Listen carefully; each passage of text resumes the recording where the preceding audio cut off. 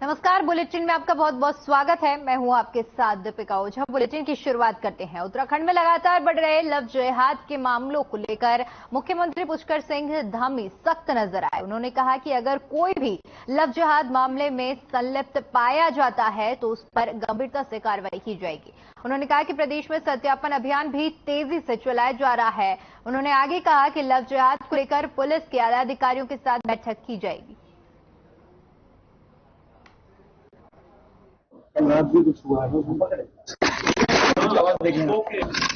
देखिए, जो demography change हुई है और जो भी इस प्रकार के असंदिग्ध लोग और जो कहीं न कहीं इसी प्रकार से संदेह पैदा करते हैं, उनके लिए यहाँ पर वेरिफिकेशन ड्राइव तेजी से चलाई जा रही है। एक बार चलाई गई थी, फिर से दोबारा चलाई जा रही है और सारे वेरिफिकेशन किए जा रहे हैं। कोई भी अगर संदिग्ध पाया जाता है, संदेह जिसके ऊपर होता है, तो उसकी पूरी जांच होगी और जांच में कहीं भी पाए जाने पर सख्त कार्रवाई भी होगी। इसी प्रकार से जो लव जिहाद के जो मामले आए हैं, उस पर भी हमने सख्ती से जो है उसकी जांच, सख्ती से उस पर कार्रवाई इसके लिए पहले ही कहा है और आज इस पर हमने एक बड़ी बैठक भी डीजीपी पुलिस उनके सबके साथ करने वाले हैं।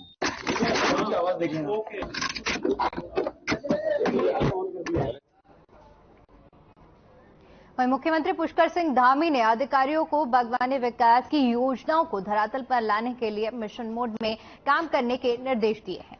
उन्होंने प्रदेश में सेब और कीवी उत्पादक क्षेत्र का चिन्हीकरण कर इससे जुड़े किसानों की समस्याओं का त्वरित ढंग से समाधान किए जाने के साथ ही विषय विशेषज्ञों के साथ विभागीय टीम गठित कर इस संबंध में जमीनी जरूरतों का समाधान करने के भी निर्देश दिए हैं। मुख्यमंत्री ने विभागीय योजनाओं के क्रियान्वयन से संबंधित बैठकों को मात्र कोरम पूरा करने का माध्यम नहीं बल्कि योजनाओं को धरातल पर क्रियान्वित करने का माध्यम बनाए जाने के निर्देश भी अधिकारियों को दिए हैं। मुख्यमंत्री ने 15 दिनों के बाद इस संबंध में पुनः समीक्षा बैठक आयोजित करने के निर्देश दिए।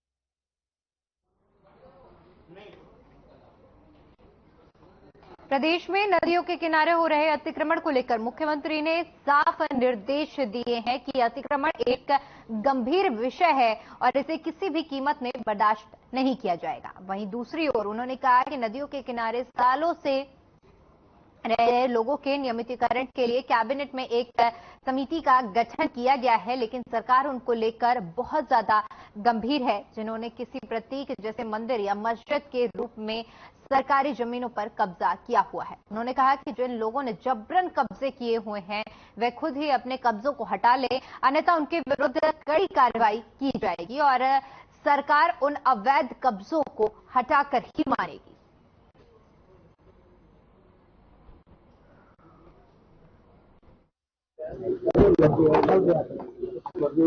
देखिए, ये अतिक्रमण बहुत गंभीर विषय है और इस पर कुछ लोगों ने भ्रम फैलाने की भी कोशिश की है। हमने बार बार ये बात कही है कि जो लोग लंबे समय से 50 सालों से 100 सालों से जो काबिज हैं, पुरानी जो बसावटें हैं या गोठ हैं, खत्ते हैं, वन भूमि पर लंबे समय से काबिज हैं, उनको हमने कहा है कि उनका नियमितीकरण करने के लिए, उनको नियमित करने के लिए, उनका पक्का करने के लिए हमने कैबिनेट की एक सब कमेटी बनाई है। लेकिन जिनके कारण से ये सब डेमोग्राफी चेंज हुआ है, जिसके कारण से कानून व्यवस्था की स्थिति खराब हुई है और सरकारी भूमि पर जिन्होंने प्रतीक स्थल के नाम पर जमीनों को कब्जाने का जो एक खेल शुरू किया हुआ है, माइक चलिए, माइक ऑन है ना,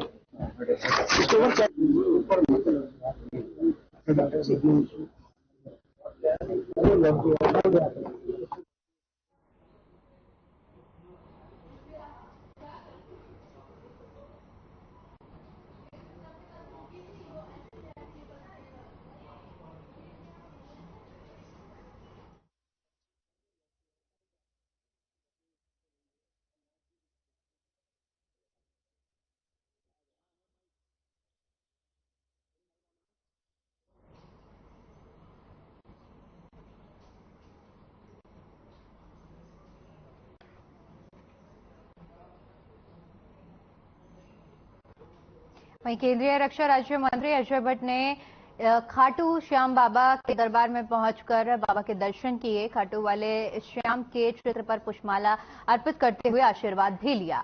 इस दौरान प्रसिद्ध भजन गायिका पूर्णिमा ने अपने भजन से सभी को मंत्रमुग्ध कर हजारों की संख्या में लोग झूमने पर मजबूर हो गए। इस दौरान केंद्रीय रक्षा राज्य मंत्री अजय भट्ट ने कहा कि खाटू वाले बाबा श्याम बाबा दरबार में साक्षात ईश्वरी शक्ति दिखाई देती है। उन्होंने कहा कि श्याम मित्र मंडल दिनेशपुर के द्वारा यहां आयोजित कार्यक्रम कराया जा रहा है। मैं कमेटी का भी धन्यवाद करना चाहूंगा।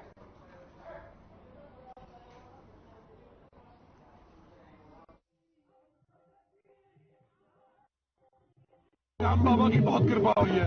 खाटू श्याम के जागरण आज गली गली में हो रहे हैं। श्याम खाटू हमारे का सारा श्याम बाबा हमारा, जिसकी कोई नहीं सुनता उसकी श्याम बाबा सुनते हैं। आज दिनेशपुर के लोग बहुत सौभाग्यशाली हैं कि पहली बार आज पूर्णिमा दीदी का इतना बड़ा कार्यक्रम आपके दिनेशपुर में हो रहा है।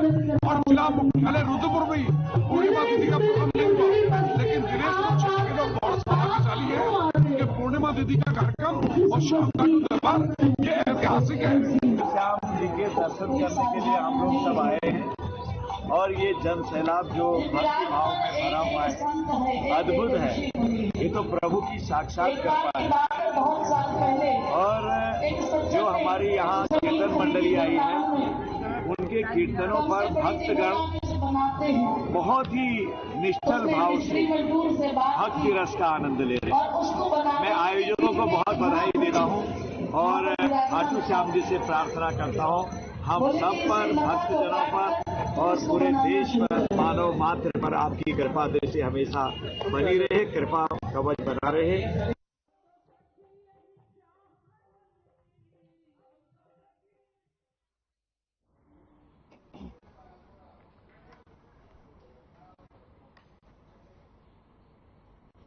अल्मोड़ा जिला अस्पताल में उपचार के लिए रोग स्थायी हड्डी रोग विशेषज्ञ डॉक्टर नहीं, हड्डी रोग विशेषज्ञ के 2 पदों का सापेक्ष एक पर भी स्थायी नियुक्ति नहीं हो सकी है। बेस अस्पताल से डॉक्टर को यहां संबंध कर मरीजों का उपचार किया जा रहा है। जिला अस्पताल में हड्डी रोग से जूझते हुए हर रोज 50 से अधिक मरीज पहुंचते हैं। यहां हर रोज 2 से अधिक हड्डी संबंधी ऑपरेशन भी किए जाते हैं। ऐसे में एकमात्र डॉक्टर के ऑपरेशन में जाने से अन्य मरीजों को उपचार के लिए घंटों इंतजार करना पड़ता है या फिर निजी अस्पतालों में जाना पड़ता है। इससे सभी लोगों को परेशानियों का सामना करना पड़ रहा है।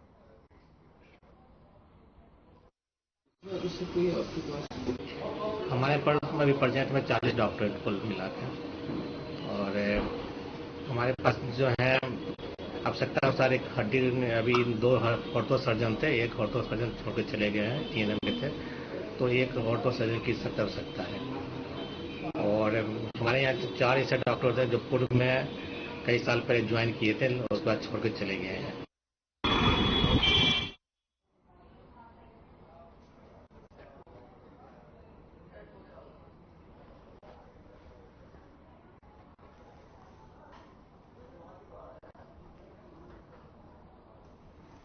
अरे हर खबर में जा रहा है ना, तो इस वाले में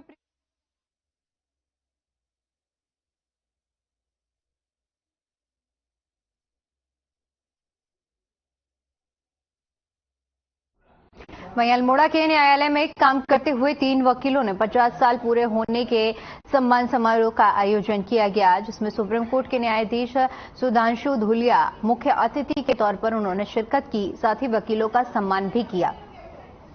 जस्टिस धूलिया ने कहा कि वकील पर्यावरण, जल, जंगल और जमीन समेत कई मुद्दे उठा सकते हैं। गरीबों के मामले समझौते के आधार पर ही निपट सकते हैं।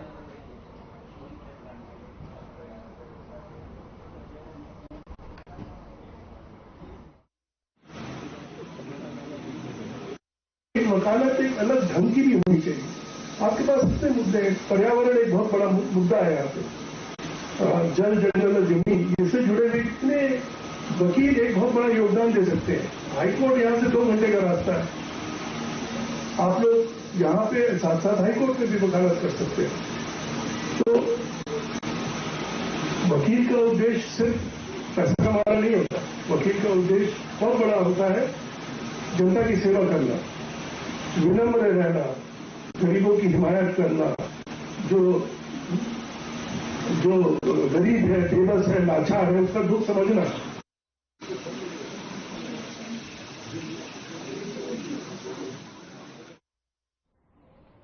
वहीं जनपद चमोली के नगर पंचायत पोखरी के देवस्थान वार्ड में इन दिनों रामलीला का आयोजन 14 वर्षों के बाद किया जा रहा है, जिससे ग्रामीणों में काफी उत्साह नजर आ रहा है।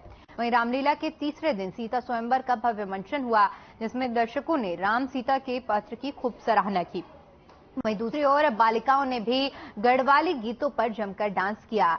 देवस्थान वार्ड के जितेंद्र सती ने बताया कि विगत कई वर्षों बाद इस रामलीला का आयोजन हमारे गांव में हो रहा है, जिसमें बड़ी संख्या में ग्रामीण इसका आनंद ले रहे हैं। ये रामलीला हमें अपनी पुरानी सभ्यता और भगवान श्री राम के आदर्शों से जुड़ने का मौका दे रही है।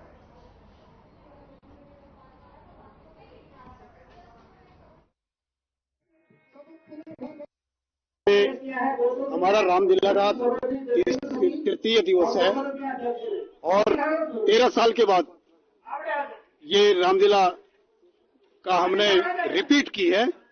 और यहाँ पर जो हमारे पात्र हैं वो अभी कोई 14 साल का है, कोई 15 साल का है, कोई 12 साल का है और बहुत दूर दूर से लोग यहाँ पे आ रहे हैं और बड़ा उत्साह है लोगों में। और आज यहाँ पे तृतीय दिवस में सीता स्वयंवर का कार्यक्रम है और जिसमें मैं भी एक राजा की नेपाल नरेश की भूमिका निभा रहा हूँ।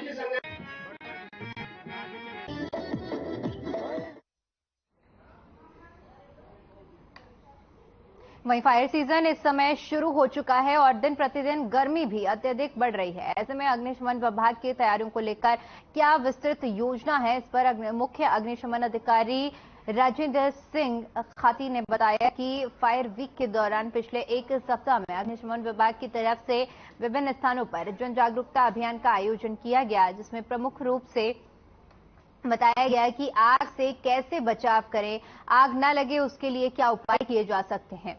मुख्य अग्निशमन अधिकारी ने बताया कि फायर सर्विस की यूनिट हमेशा मुस्तैद है। खासकर अगर छोटी या सकरी गलियों की बात करें तो अग्निशमन विभाग के पास छोटी गाड़ियां, बुलेट, मोटरसाइकिल भी उपलब्ध हैं, ताकि समय रहते आपकी घटनाओं पर काबू पाया जा सके।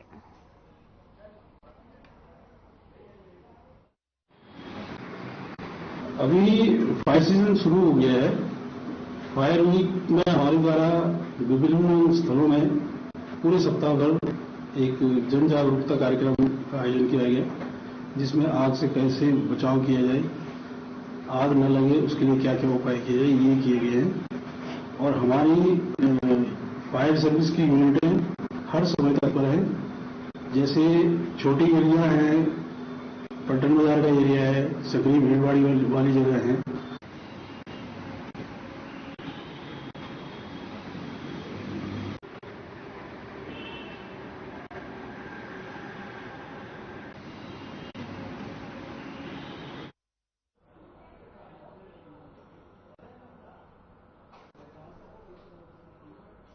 स्लीप एपनिया यानी खर्राटे की वजह से नींद में रुकावट आने की समस्या का इलाज अब दून अस्पताल की स्लीप लैब में किया जाएगा। यहाँ मरीजों को सुलाया जाएगा और उनके खर्राटों की स्थिति की जांच की जाएगी और जांच के बाद इलाज शुरू किया जाएगा। इसके लिए अस्पताल में जल्द ही आने वाली पॉलीसोमी नोग्राफी मशीन के माध्यम से मरीज में स्लीप एपनिया का पता लगाया जा सकेगा। इसके बाद बाईपैप मशीन से इलाज किया जाएगा। वहीं दोनों अस्पताल के रेस्पिरेटरी विभाग के हेड डॉक्टर अनुराग अग्रवाल ने बताया कि स्लीप एपनिया की समस्या सिर्फ बड़े बुजुर्गों को ही नहीं बल्कि बच्चों को भी हो रही है। लोग सोचते हैं कि खर्राटे अच्छी नींद की पहचान है, लेकिन ऐसा नहीं है। खर्राटे का मतलब है कि सांस लेने पर फेफड़ों में कुछ अटकना आ रही है और सही से सांस नहीं ले पा रहे हैं।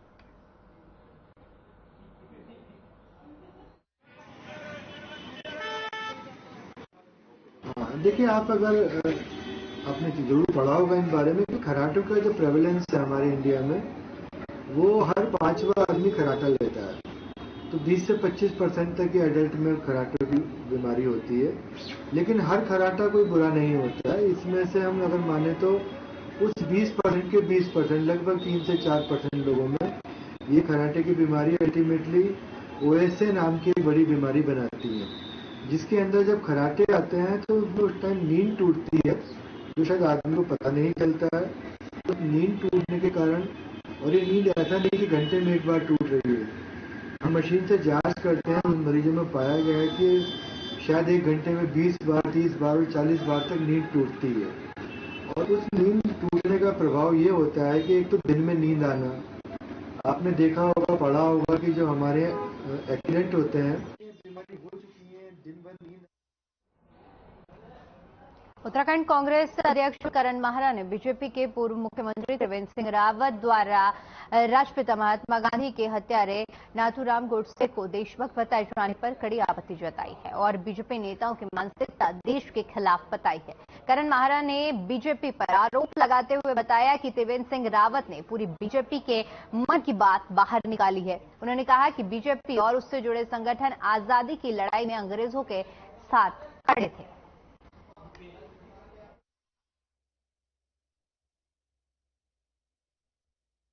मैं त्रिवेंद्र रावत जी का एक बयान देख रहा था जिसमें वो नाथूराम गोडसे, जिन्होंने महात्मा गांधी की हत्या की, उनको महिमा मंडित कर रहे हैं।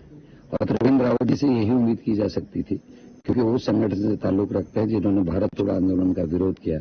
गांधी जैसे महान व्यक्ति की हत्या करने वाले का समर्थन करके उन्होंने साबित कर दिया कि देश गलत हाथों में है। जब देश के किसान आंदोलन कर रहे थे, एक मंत्री के पुत्र ने किसानों को अपनी गाड़ी के नीचे कुचल दिया। मंत्री का कुछ नहीं हुआ, न किसान उस मंत्री के पुत्र का कुछ हुआ। देश के खिलाड़ी जो गौरव बढ़ाते हैं, अंतर्राष्ट्रीय पदक प्राप्त, पद्मश्री पदक प्राप्त खिलाड़ियों का चीरहरण पूरे दिल्ली की बाजार में, सड़कों में हो रहा था, लेकिन प्रधानमंत्री और सरकार और भारतीय जनता पार्टी के संगठन ने कुछ नहीं किया।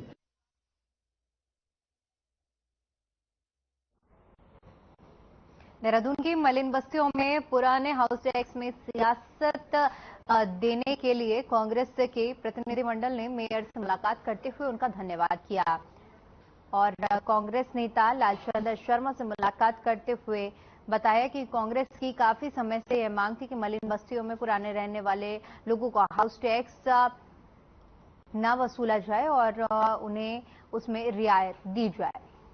वहीं मेयर ने मीडिया से बातचीत करते हुए कहा कि उनके संज्ञान में मामला आया और उन्हें काफी विचार विमर्श के बाद ये फैसला लिया। उन्होंने कहा कि सिर्फ मौजूदा वित्तीय वर्ष का ही टैक्स वसूला जा रहा है। इसके साथ ही जो लोग अपनी मर्जी से देना चाहते हैं टैक्स, वो जमा करवा सकते हैं।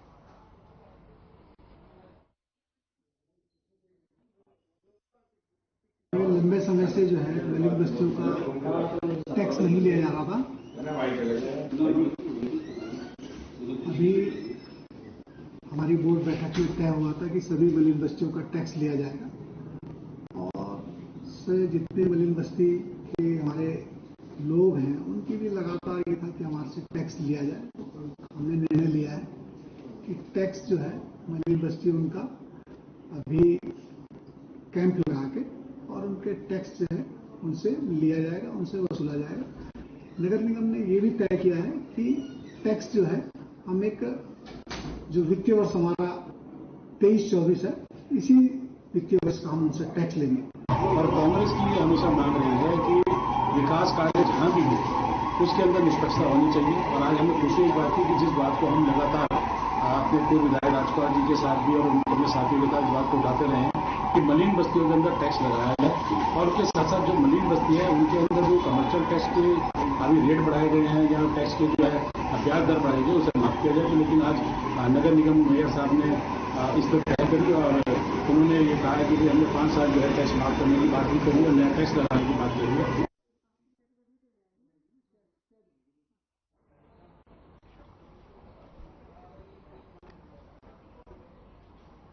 देहरादून के विकासनगर पुलिस को एक ऐसे हिस्ट्री सीटर को पकड़ने में सफलता हासिल हुई है जिसकी तलाश यूपी, गुजरात और हरियाणा पुलिस कई महीनों से कर रही थी।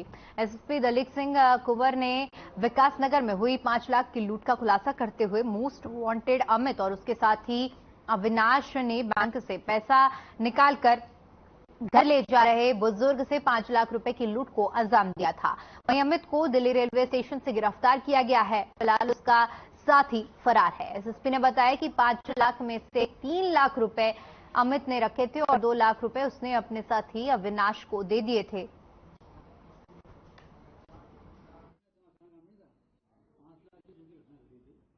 23 तारीख को 23 मई को एक सहसपुर हरपटपुर थाना क्षेत्र के अंतर्गत एक बड़ी घटना घटी थी, जिसमें 2 मोटरसाइकिल सवार बदमाशों ने एक घटना कारित किया था। घटना के बाद तुरंत हमारी टीम मुस्तैदी के साथ इसमें उसको अनावरण करने में हम लोग जुटे। इसमें 6 टीमें गठित की गई थी और घटना के अनावरण करने के लिए हमने लगभग 350 CCTV फुटेज का खंगाला किया। खंगालने के बाद जो है कल दिनांक 7 तारीख को दिल्ली में रेलवे स्टेशन के पास में एक अभियुक्त अमित कुमार, जो कि इस दोनों में से एक सरगना है एक दूसरे के, और ये बहुत चतुर, चालाक, बहुत ही ऐसा बदमाश है कि जो पुलिस के चुंगल में आसानी से नहीं आता है। खबर देहरादून से है, जहां परिवहन विभाग ने देहरादून में पब्लिक ट्रांसपोर्ट के लिए त्रिस्तरीय व्यवस्था बनाई है। इसके तहत विक्रमों का संचालन शहर के बाहरी हिस्सों में किया जाना है। परिवहन विभाग के लाख प्रयासों के बाद भी विक्रम शहर के मुख्य मार्गों पर फर्राटा भर रहे हैं। इनके फुटकर सवारी बिठाने पर भी रोक है, लेकिन शहर के हर हिस्से में विक्रम फुटकर सवारियां बिठा रहे हैं, जिससे यातायात बाधित हो रहा है।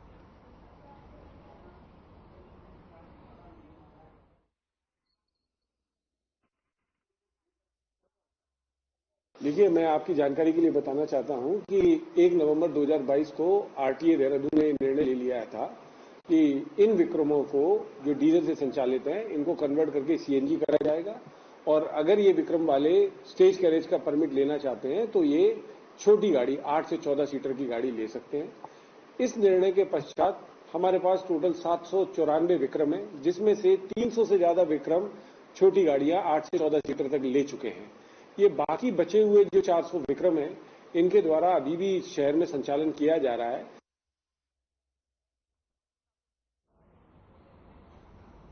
बीते कुछ रोज पहले तेज आंधी तूफान के चलते हल्द्वानी रामपुर रोड में कार के ऊपर पेड़ गिर जाने की वजह से एक अधिवक्ता की मौत हो गई थी, जिसका डीएम वंदना सिंह ने तुरंत संज्ञान लेते हुए अधिकारियों को ऐसे पेड़ चिन्हित कर तुरंत काटे जाने के निर्देश दिए थे जो दुर्घटना का कारक बन रहे हैं। वहीं अब ऐसे पेड़ों के काटे जाने पर काम तेजी से चालू हो गया है। सिटी मजिस्ट्रेट ऋचा सिंह ने बताया कि ऐसे पेड़ों के चिन्हीकरण का काम पूरा हो चुका है। पहले चरण में रामपुर रोड के दोनों ओर स्थित पेड़ों को काटा जा रहा है। इसके बाद बरेली रोड और 3 पानी बाईपास के पास के पेड़ों को काटा जाएगा।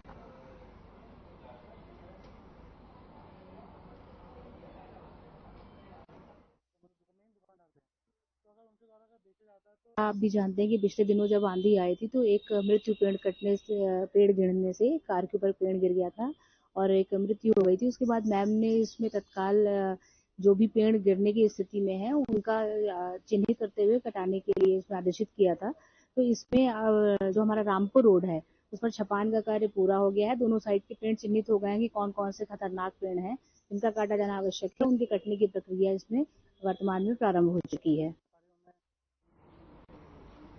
वहीं बीजेपी ने राज्य में डेमोग्राफिक परिवर्तन को लेकर आम लोगों की चिंता पर सहमति जताई है और धामी सरकार के सख्त भू कानून, धर्मांतरण कानून, समान नागरिक संहिता समेत विभिन्न कानून प्रयासों को इस समस्या के स्थायी हल की दिशा में जरूरी कदम बताया है। बीजेपी प्रदेश प्रवक्ता वीरेंद्र विष्ट ने कहा कि पुरौला में हुई दुर्घटना के बाद जनता का रोष स्वाभाविक है। उन्होंने विश्वास जताया है कि स्थानीय पुलिस प्रशासन कानून व्यवस्था को बनाए रखते हुए इस तरह की घटना पुनरावृत्त नहीं होने देंगे। अच्छा, वहीं से आ रहे हैं आप लोग? हाँ भाई, ये महिला आयोग की अध्यक्ष। देखिए, उत्तराखंड में लव जिहाद की घटनाएं बढ़ रही हैं, इस बात को छुपाया नहीं जा सकता है। और ये घटनाएं देवभूमि को बदनाम भी कर रही हैं और देवभूमि का जो संस्कृति है उसको दूषित करने का भी काम कर रही है।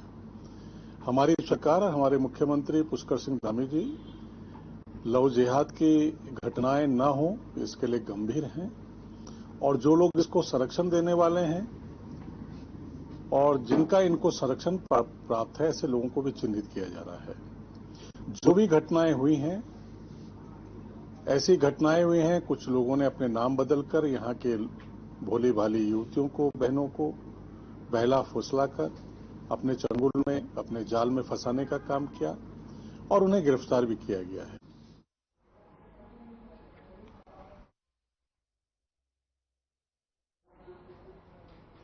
चलिए, फिलहाल के लिए इस बुलेटिन में इतना ही। बाकी तमाम बड़ी खबरों के लिए बने रहे हमारे साथ। नमस्कार।